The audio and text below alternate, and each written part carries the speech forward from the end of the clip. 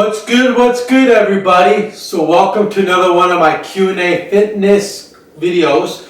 So this time I made a post on Instagram and we're going to be taking the comments from my Instagram post and we're going to be answering those questions. We got a lot of good responses. Thank you to everybody who responded. But yeah, let's do this. Let's jump right into this. Alright, so our first question is by Devin.Soli. He asked via Instagram, do sit-ups burn fat? So, Devin, my answer to that question is yes and no.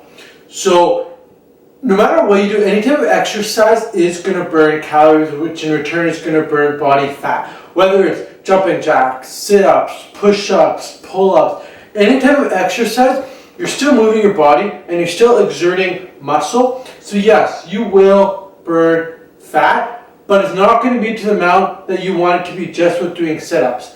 And I also want to say a lot of people think because I carry all this body fat in my stomach, I'm just going to do sit-ups and it's going to burn the fat that's in that area. Well, the myth has been busted in that you cannot spot select where you burn fat. You can spot select where you burn muscle or where you build muscle. So let's say you want bigger arms. Simply you just do arm curls, do arm workouts, things like that, and you'll get bigger arms. But if you want to lose the fat in your arms, you can't just do arm workouts. Your body and genetically will choose where you burn fat. So yes, don't stay away from sit-ups. Keep doing sit-ups because you're going to still tone up that stomach. You're going to build the muscles in the abs. But as well as any type of exercise is going to still burn calories. But what I would do is make sure that your diet is on fleek or on par. And then as well as make sure that you have a training regime that consists of more than just sit-ups. So do full body workouts, do upper bodies, lower bodies. But if your goal is to get that six-pack ab diet, and as well as you got to be hitting abs 3 times a week or more because abs are such a small muscle that it only takes them really between 12 to 24 hours to recover. So anyways, that's my answer, Devin.Soli. Thank you for your question. And next question. Alright, so next question is by Kiana_Boychuk via Instagram. She asks, what are your opinions on those waist trainers that all the stars are using?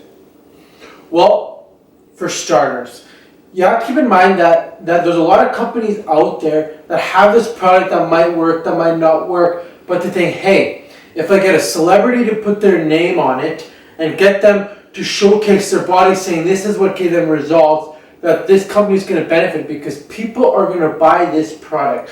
You got to look at stars and how a lot of them are being role models for a generation which shouldn't be a role model. You look at people like Justin Bieber and Britney Spears and even Kim Kardashian and all these, I guess, female celebrities.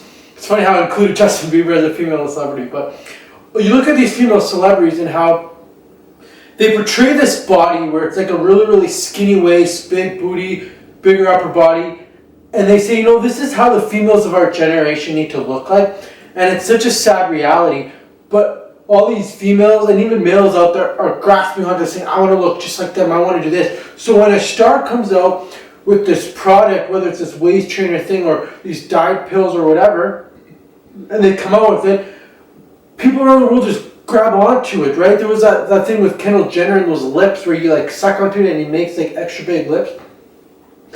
My theory, it doesn't really work. I've done some research in it, and you gotta have those waist trainers on for hours and hours and hours and hours and hours and constantly putting on, and it's very uncomfortable. B, it's weird. Like you have this really thin, really tight on your waist. So to me, it doesn't work. But B, because it's being endorsed by a celebrity, people think that it works and that you need it. But no, there are companies that are paying these celebrities big bucks and big dollars just to put a name behind this brand. If I were you, I would just keep on working out, focus on your diet, and just work hard because at the end of the day, you get better results through hard work, not by nothing worth having is easy. So having this thing on, you think, oh sweet, I'm going to get the results, not going to happen. Alright, so the next question is by Ann Kadi. hopefully I pronounced that right, via Instagram. She says, can I eat onions to tone my figure? Can I eat onions to tone my figure? Well, first of all, let's look at what an onion is. So an onion is a vegetable, which is a carb source. Onions are really good. They got lots of vitamins in it, and it's grown in the ground, which is a lot healthier than having all this man-made synthetic stuff. There's a lot of antioxidants in onions as well, and onions make you cry. I don't know why, but every time I cut onions, I cry. Anyways, so you ask, can onions tone my figure? At the end of the day, too much of any food source is going to still add on weight. It's going to still be calories. So what I would do is, if you love onions, because of a lot of the health and all the vitamins that is in onions, use small portions of it and cook it in your diet. But at the end of the day, what's going to tone up your body is not going to be onions by itself. It's actually going to be weight resistance training, as well as a diet, an overall balance of diet. So not just onions, but having some carb sources, some protein sources, some fats. So things like that is all going to help benefit towards toning your body. But onions alone aren't going to just tone your body. And too much, like if you just eat onions all day and all day and all day and all the time, well, yeah, that's going to be extra calories coming in. So I would just say, measure how much onions you're putting in, count it into your, caloric daily needs. And yeah, hopefully that answered your questions, Ankiti. And thank you for your question. Next question is by RKMH86 via Instagram.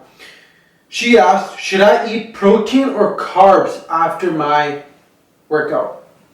The answer to your question is both. You should not have one and not the other. So for starters, when you work out, your body uses a glycogen storage in your body, so you need to replenish that by getting a carb source. Well, now hold that thought. We'll go back to that. Now also when you work out, you get little micro tears in your muscles. So you need that protein to build your muscles back up. So you need to have protein after your workout. So what I like to do is I like to have two different types of protein. I'll have my whey protein shake almost immediately after my workout. And then when I get home, I'll have a meal which will consist of protein sources like meat, like chicken, beef, bison, turkey, things like that, fish. Now back to the glycogen storage. Now as well as I like to have two sources of carbs. So after my workout, like I said, I'll have a protein shake, but also have some BCAAs or something with like electrolytes in it to replenish the glycogen storage almost instantaneously. So I'll do like a protein shake and then sip on BCAAs on the way home. And then when I get home, I like to have some carb sources as well. So I'll usually have some rice, some potatoes, yams, quinoa, things like that. I mean, this is a lot different. Like this is when you're like on a normal diet, but when you're like doing a competition and you're trying to lean out and you can't have that much carbs, it's a little bit harder to replenish the glycogen storages in your body. You're going to be more tired and things like that. But if we're just talking just regular workout, regular diet, yes, you should have both protein and carbs. Never miss them. Even add a little bit of fats in there. Don't be scared of fats. So, thank you for your question, RKMH86. Hopefully that answered your question and really helped you out. All right, next question is by Campbell Shand, Instagram, and she asks, what's your opinion on the teas that are all the rage for weight loss and help with workout plans? And then she hashtag fit tea, hashtag skinny bunny tea, and hashtag fruit tea talks. And then she asks also, what foods are the best for fat burners? All right, so answer to your first question.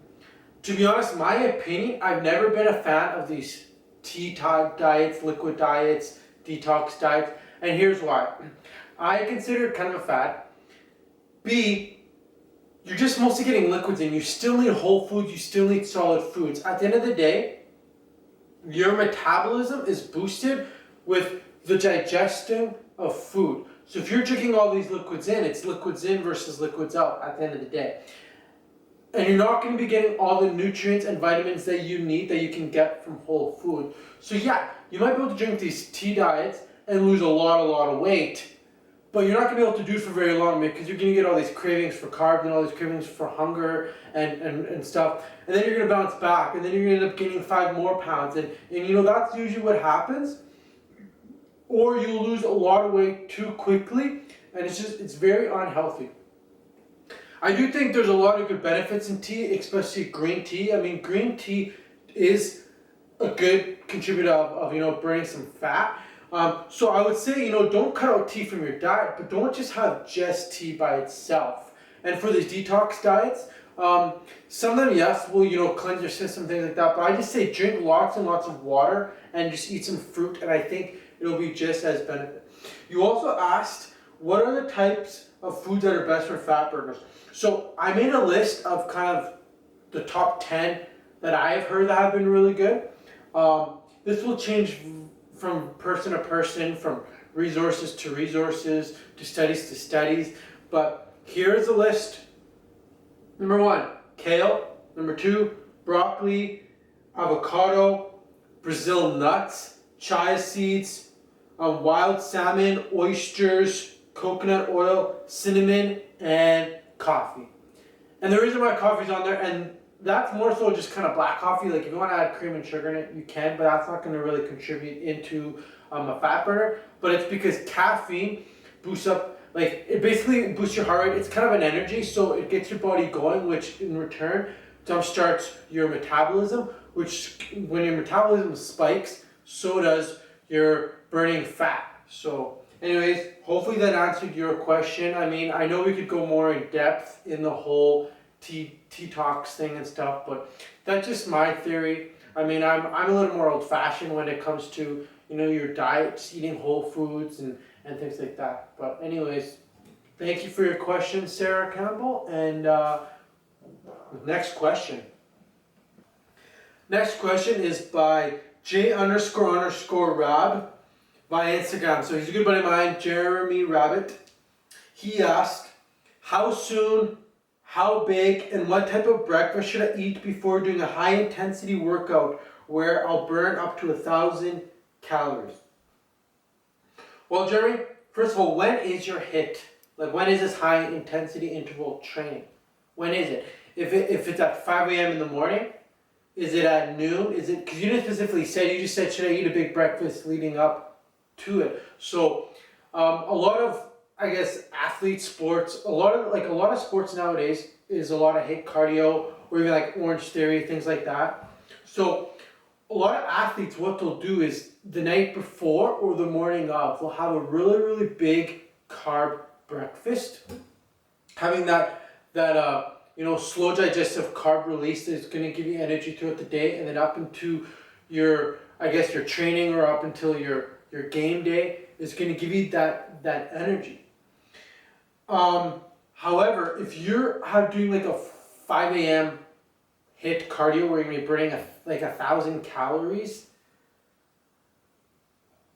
to be honest, I would say go fasted, or just even have like a little quick source of simple carbs, like something with a little bit of sugar in it or something in the morning, because I would say like usually within an hour before the gym, anything before an hour of eating food, you're just going to have that solid food sitting in there, and when you're doing the jumping around and moving around, it's going to go thunk, thunk, thunk, and it's going to be very uncomfortable, and even like you can throw up and stuff like that. So I'd say about an hour to an hour and a half before you eat your meal. So if you're training at 5 a.m. in the morning, then you'd have to get up at like 3 a.m., 4 a.m., which now you're going to wake too early, now you're not going to have the energy, and you're not going to push as hard through it.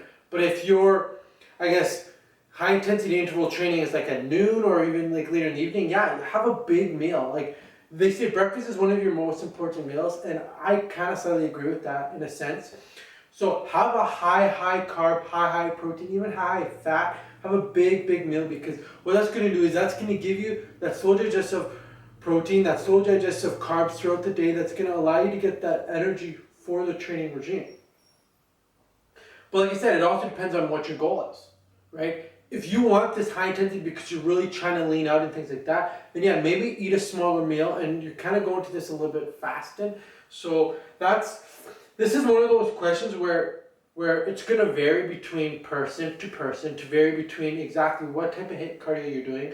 It's going to vary depending on what your overall goal is in the end, right? So that's something that you'd have to ask your coach.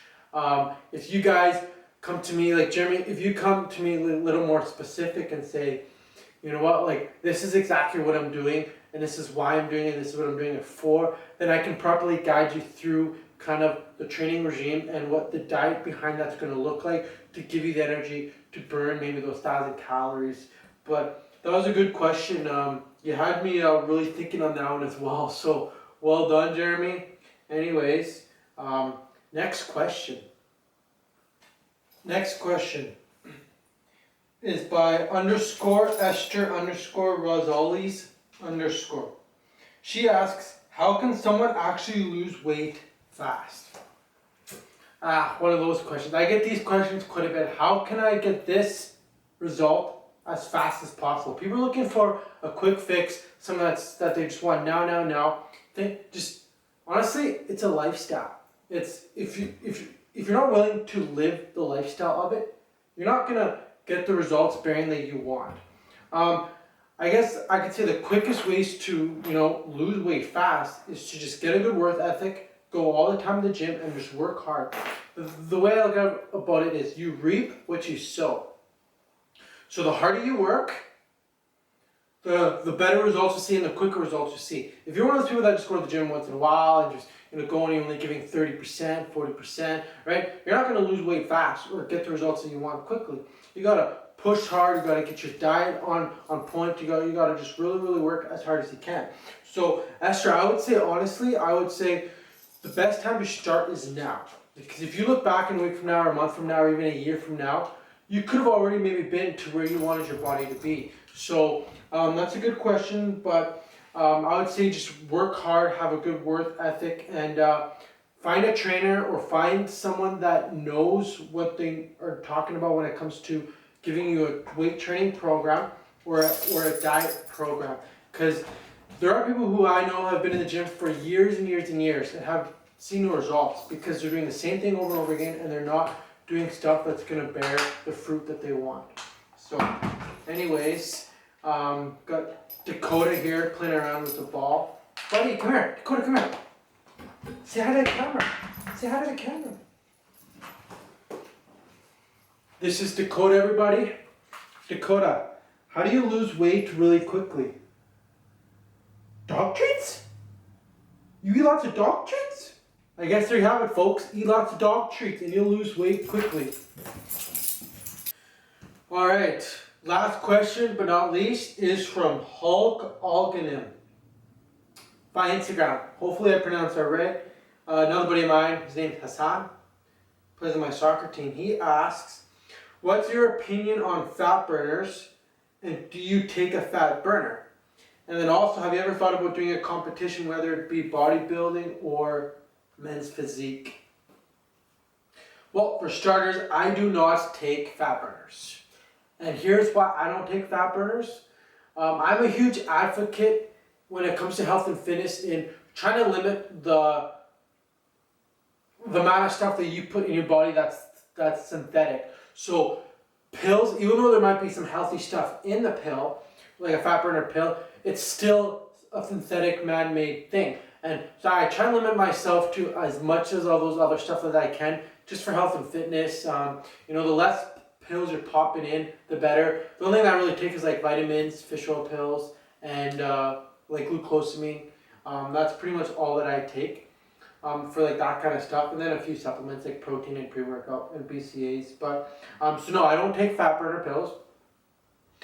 But my opinion on fat burner pills, so let's kind of break down what a fat burner pill is. So it's also known as more like a thermogenic thing. So you got three things that usually make up a fat burner. It's an acronym ECA. So you got your ephedrine, caffeine, and then some of them even put aspirin in it. And like if you think about aspirin, like Don't you think that's for like painkillers and stuff and blood thinning and stuff like that? But yeah, aspirin is also in it as well.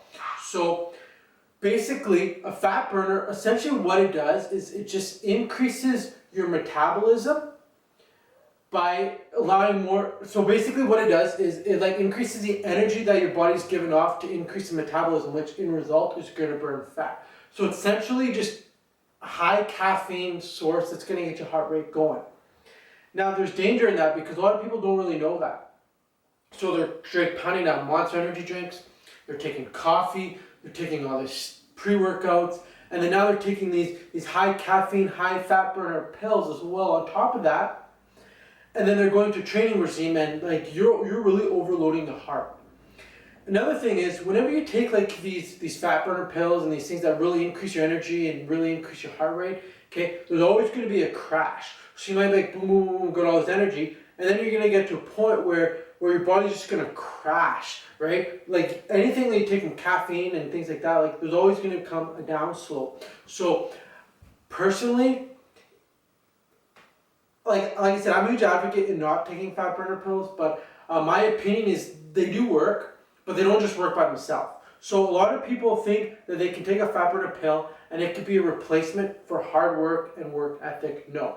You got to take a fat burner pill, but your diet still needs to be on point, and then as well as your training regime needs to be on point as well. You got to still be doing cardio, you got to be high intensity, low intensity, weight resistance training, things like that. All that's got to still be on point in order for you to get the best beneficial of these fat burner pills. I would say like the only time you should take fat burner pills as well is if you're really looking to just get that extra push of dropping down into the really low percentages of body fats, like if you're doing a competition and you're doing a show. So I don't know, that's my theory on fat burner pills. I believe you also asked me if I've ever done a competition or thinking about doing a competition. Yes, I'm looking to compete in men's physique. I've done contest preps before with myself and clients where for me, like I've been show ready where I'll be like, basically I'll go through the training, go through the diet, whereas if like I'm ready to step on stage, but then I don't actually step on stage because right now I'm 5'8" and I'm 185 pounds. But after I cut and after I get really down, I'm only going to be like 150 and I'm going to be really small on stage. So the reason I haven't actually done an actual competition yet is because I'm still trying to put on quality muscle size.